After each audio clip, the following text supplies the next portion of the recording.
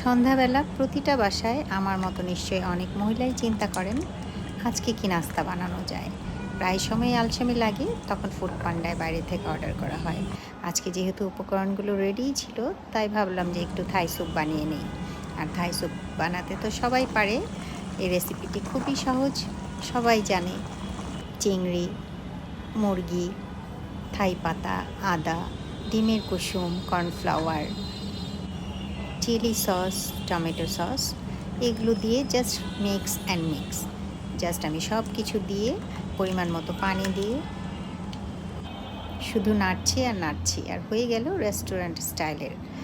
আর বাসার খেয়ে সবাই খুব পছন্দ করেছে। আমি একটু টেস্টিং সল্ট দেইনি, খেতে খুবই ভালো হয়েছিল। আমরা যেমন রেস্টুরেন্টে যেই স্বাদটা পাই একদম ওরকম স্বাদ হয়েছে।